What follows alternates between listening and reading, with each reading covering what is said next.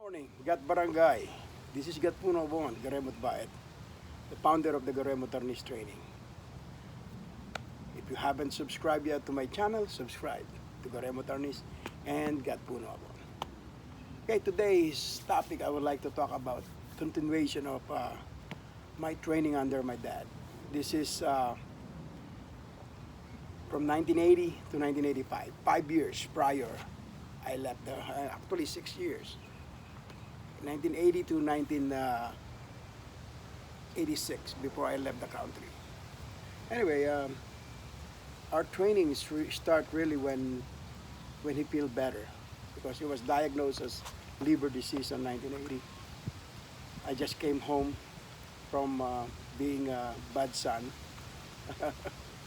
you know, I went away for a few months and come back. I took care of the rice field like I promised to my dad, and that's the training began in the rice field. Rice field is my training area. Besides doing the farm work, I'm doing training work. Everything is incorporated, so I don't feel like I'm training. I am training in farm and I'm doing it everything. Footwork, body angling, sit up. There's so many of those. Hundreds of hours every week that I put in training. My dad would get up, be in the rice field, walking, looking at me, doing the job. Sometimes, once in a while, my brother will help me, Jose, you know, Rodrigo, sometimes they will come and help. But most of the time, me and my dad is the one working on the farm. So my training really is like went back to 0 to 100 as soon as I reached 1986. Everything we went back to the basic. This is the really serious training that was introduced to me. I thought I was learning it good when I was in teenagers. No, he started talking to me about detail of 24/7, which is the empty hand aspect of the Garimot Arnis. It's my dad never learned karate, nor he learned other martial art.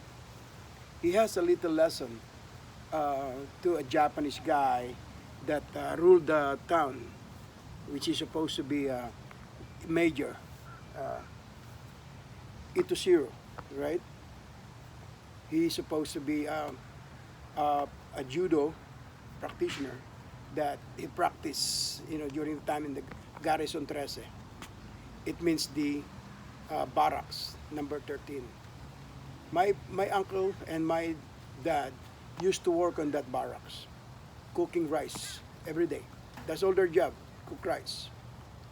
And during the time that they worked during the World War II, my uncle is 12, my dad is 10, and they used to steal rice from the Japanese. They used to steal rice because that back then Fatehr is really, the houses is so separated, separate from the town. Your next neighbor is probably a mile away. So what they do, there's so many bank over there who call this bang bang, a small river, when they go in, and they used to park. They used to park their canoe over there, and my uncle and my dad, we used to put rice on the canoe and push it away to bring it to Inale. Eastern Laguna Colleges is an extension of the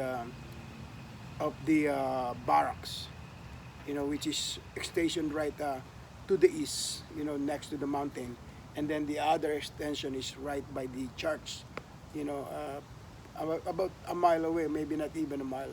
It's about walking distance from a church. That's what the real Garrison 13 is, the Barangay Uno. But my dad and my uncle was working right there on the station of where I went to high school, at the time they call us Bye Bye College, or that's where the Japanese was stationed, right on the east, and that's where my dad was and my uncle, really right on this footstep of Sierra Madre, or the Sierra Madre Mountain. And there's a big river over there coming from the Ilaya region, you know, that's crossing crossing from the Eastern Laguna colleges through the Baltimore's area to go to Pinali, where my family was living at the time. So that's where they push the canoe. And at that time, that canoe is a taro plantation. That's not the regular taro. A taro plantation they call Galyan, the largest taro ever we see. I mean, I see it. Uh, Back then, growing up, that's what the famous snack. Growing up with my grandpa and grandma, the taro, with a little bit coconut and sugar. So when my dad was over there, Major Ito you know, uh, training judo at 5 o'clock in the morning. So my dad has a little exposure in that, but not much because he's working. He just said that they invited him up and on. So but the trainings end when they joined the Hokbalahap. My uncle was actually not what they call that. He was picked up, not intentionally. They were just taking a bath on one of the we call saluno, which is they make their own shower, out of the river bamboo, and they were taking a bath there. We call it saluno, which is right on the Kinali area, together with the Gimo Dalhag, and Baisas family, which is Daddy and Danding, and then there's Umali. There's about 7 kids, that group, the Barcadas. My dad was not there because my dad was with my grandfather at the time. And they were actually abducted by the Hukbalahap from that area. They bring it to Tubog, which is about good 8 to 9 to 10 miles away from the town, which is up and down, right on the mountain. So that's where they train them in Tubog area, which is they call Pugadlawin, the Pugadlawin of Laguna, which is in between Quezon and Laguna, which is Paete, Pangil, Paete, Pakil, Pangil, and then next to it is already Realen and Panta Quezon. Then the others to the east side, sur, to the south side, of the mountain of Paete is the what they call that, Mauban, Quezon, and Lukban, and then down to Cabinte. That's what the mountains cut, and that's what the region is when they're training. So let's cut it up. My training after that, he came down. My dad was joined when he was at age 13, 3 years after the war. My giant joined as the messenger, and he also went through the training, like every Hokbalahap do. They went to the training, not too much. You have only 2 weeks to train, but again, you went rigorously and you have educated. They train you about the philosophy of Hokbalahap, and that's what he did to me. He doctrinated me with philosophy of a warrior, because you want to be able to hold yourself while you're fighting, able to hold yourself, your anger, because so much, if you are too angry at fighting, you cannot think. So that's the first thing I learned from my dad back on 1980, is to control myself, learn how to control myself, which is so hard, because from the past, from 1970, as soon as we went to school, until 1980, I have no control. No control at all. So before I even go back to holding a stick again, we went to empty hand, punching, kicking, grappling, all of those. He showed it to me how it's done. And that is the original art that created, it's not created, it's put together by my grandfather. Because my grandfather was cut on the last death match that he has. He's cut to the knee. And he has to nurse them for 6, 7 years. 7 years in bedridden. And actually the doctor said that he cannot walk anymore. But this exercise, the 24/7, is what's created. It was put together at the time, and he, during the time when he's in bedridden, he exercised all of those Buno move. Imagine, he has only one legs to use. He has other legs that paralyzed because he cannot walk. And then he's using all the legs to hook. And he become very strong on that part of the training. His legs has become very powerful to choke you. And I showed that to my student how to use, because I was trained like that.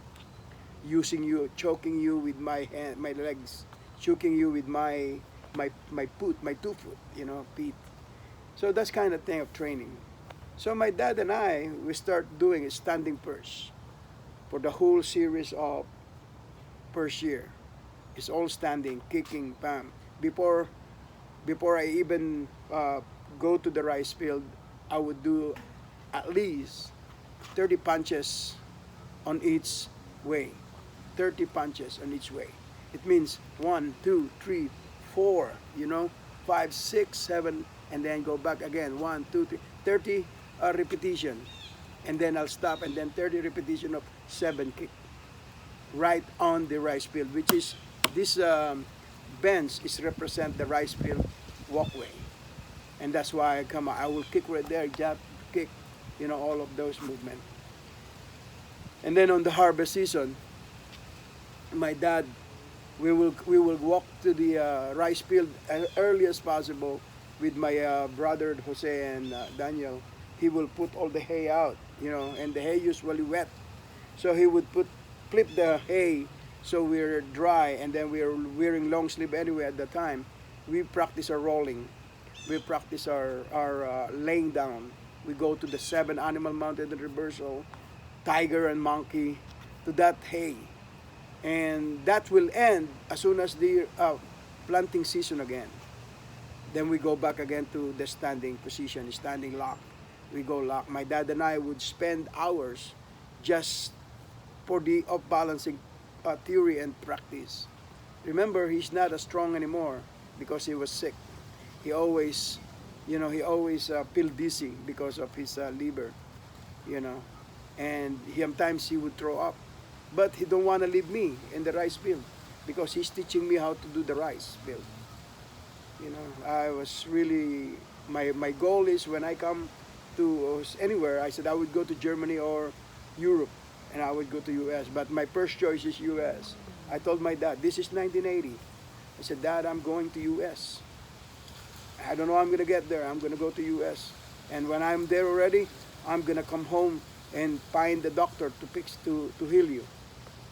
That's I promised to him. I said, I'm going to buy your land. I'm going to buy your rice field. I'm going to buy you, mountains, because we don't have. We only renting a farm.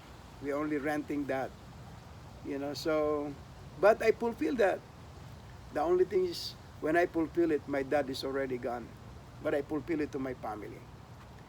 Trainings on the weapons after 1 year of Buno, because we concentrated on the 24/7.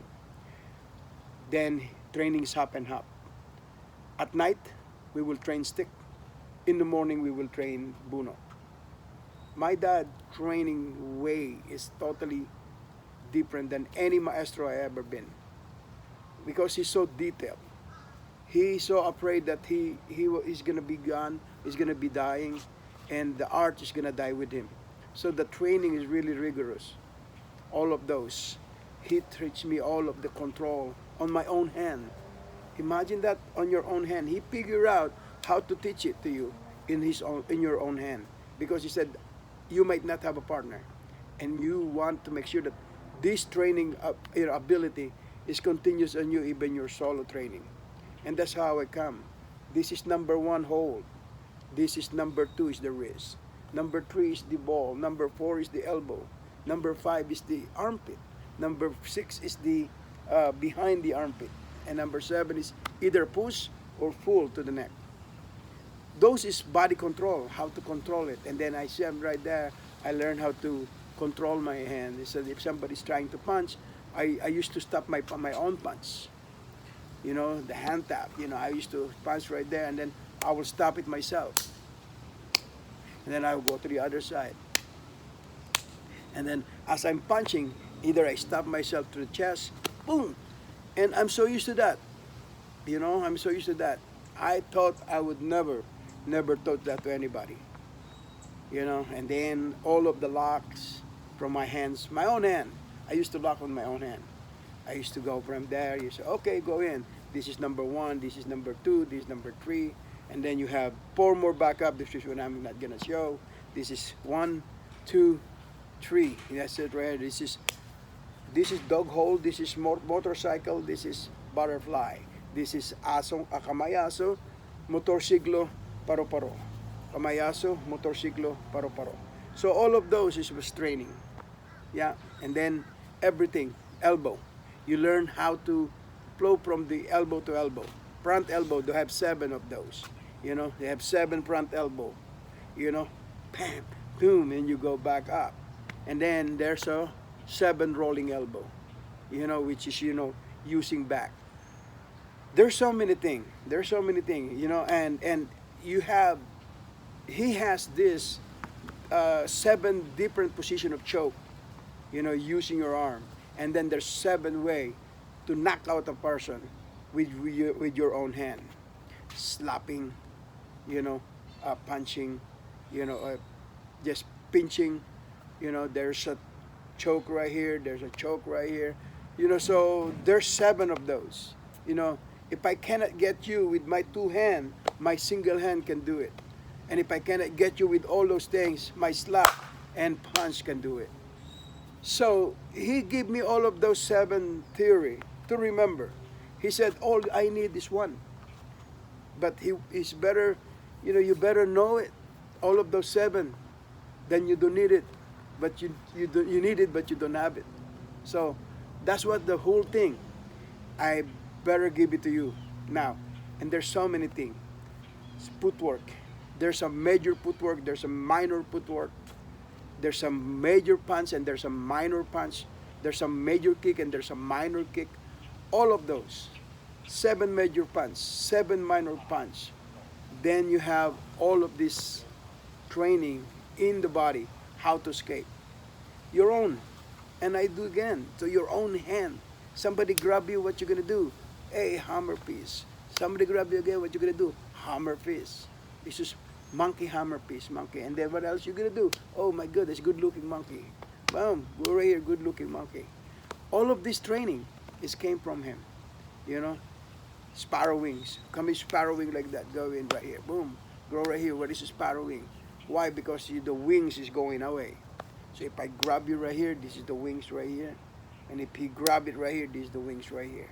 So those is the training material that I work with my dad. And then there's also, you know, pickup. You know, I learned some of them. I learned first to my dad, the damputan, you know, before I even heard it to the other maestro. Meaning, the art is not limited to my family. There's some maestro that they also practice those because I practice them in Lumban, the damputan. Damputan is how you catch the hand. You hold the stick and you catch the hand. You hold the stick and then he catch you and then you remove the hand. So those is damput. And damputan includes lock and control. So those is the time that I trained with my dad. Then for the past 3 years, from 1980 to 1983, that's what we concentrate.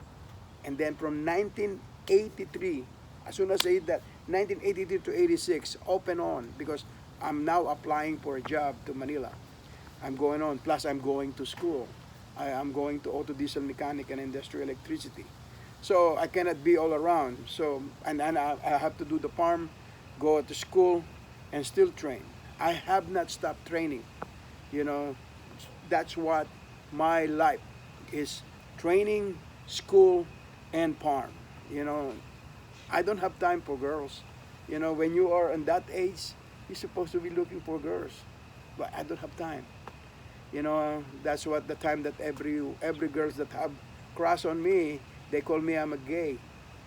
You know, they thought I'm gay because I don't hang out with the boys. I hang out with girl. I protect myself. Not if I hang out with boys, the boys get beat up most of the time because of me.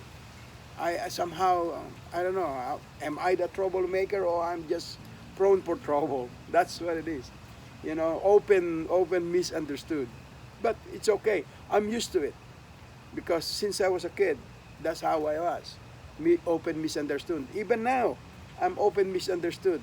The way I talk, people said I'm too harsh, I'm too strong, I'm too confident. Well, that's me. I cannot help it. You know what I mean? But if you know me, you're gonna like me because I'm very down to earth. I'm the person that really welcome everybody. But don't touch me because as I can welcome you, I can also push you away. And if I can love you, I can hurt you. I can hate you too. That's how it's simple as that. Anyway, the training continues. Then we focus on Moro Moro. While the old man is teaching me, my dad and I go at it to the Moro Moro. At night, I would used to go to Maestro Tanoy, you know, and we do the Moro Moro. My dad said, "You gotta get it. You gotta get it." So from the time that I was training Moro Moro, the old man is already uh, 77 at the time. He's really old. He's cannot lift his body anymore. But he said, "You're gonna lift it." He still lift once in a while, and then my dad and I would lift.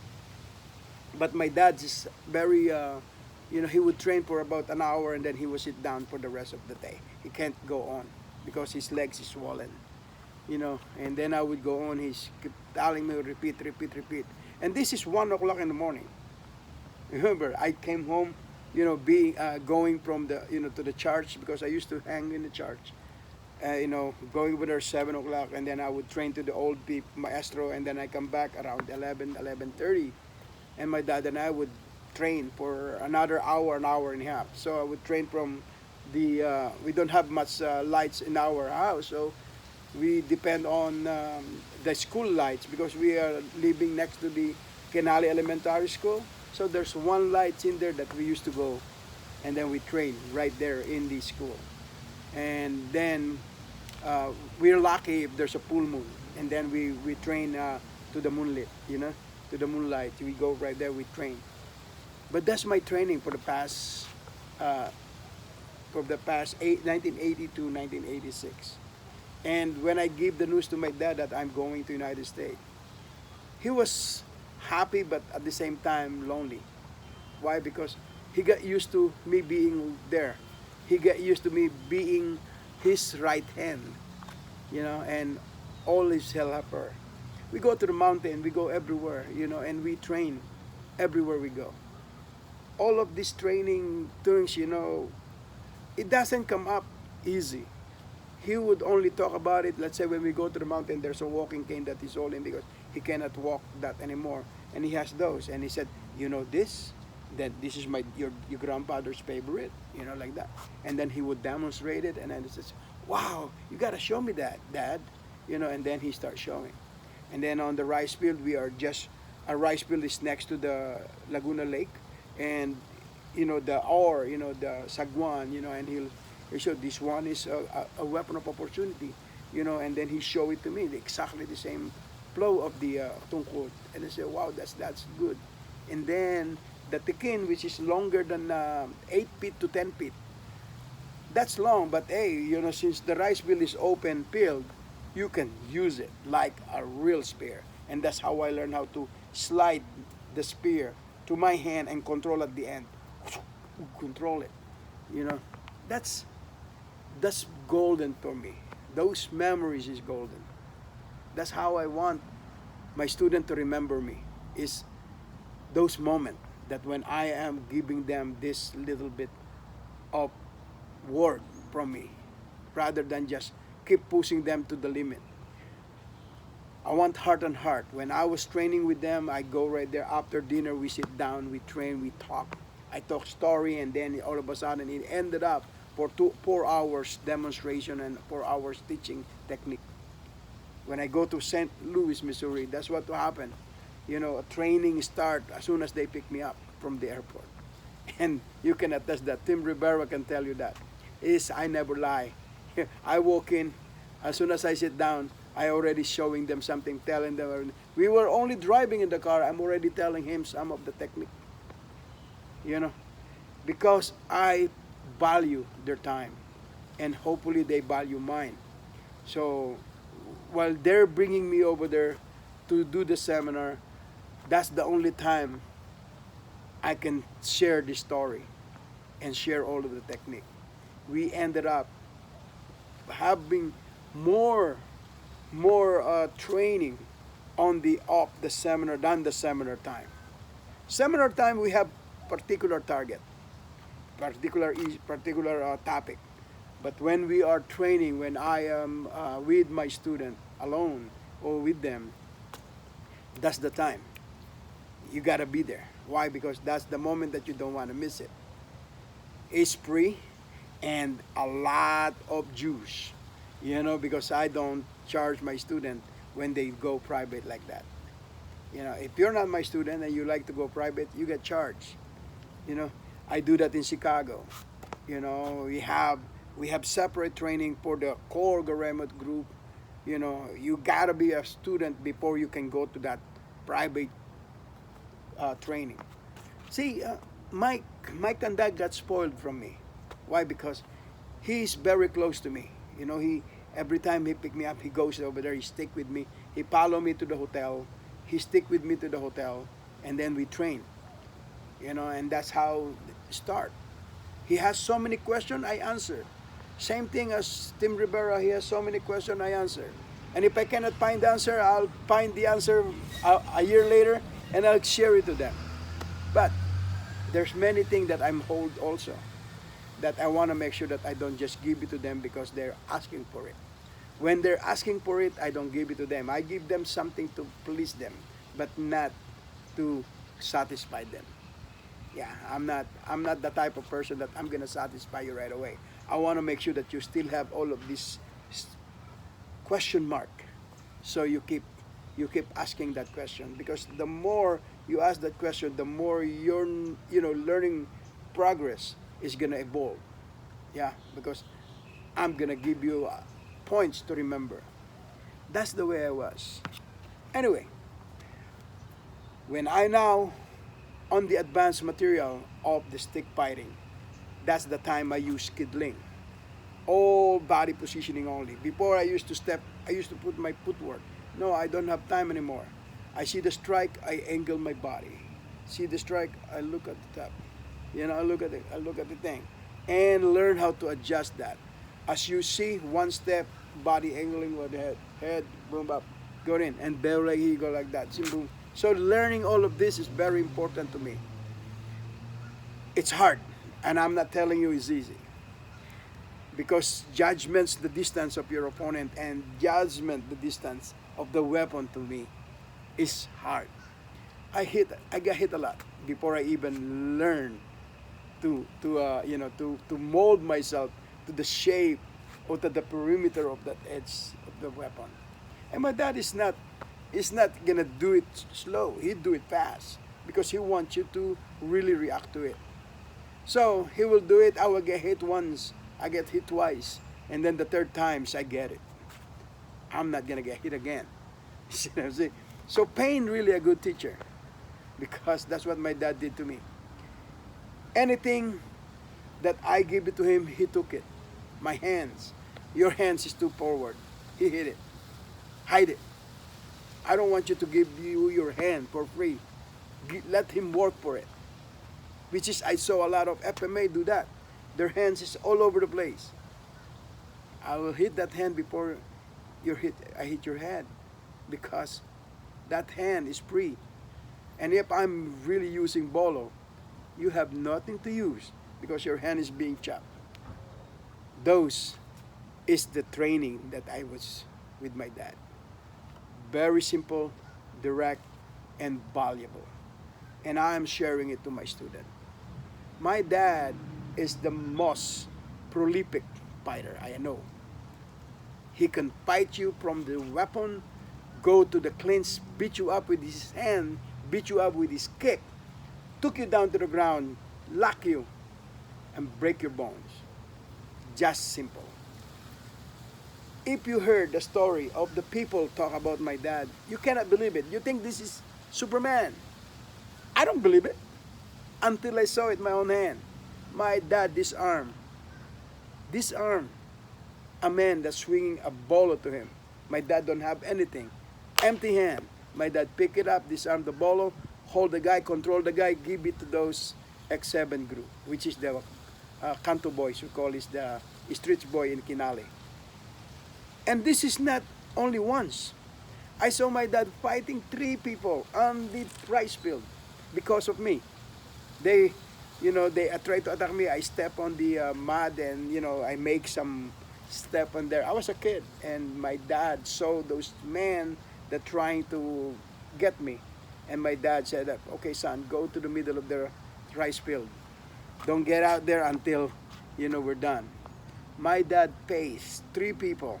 My dad used the long bamboo that we call tikin, the one we use in the canoe. Used that to flip all of those 3 people in the rice field. Flip.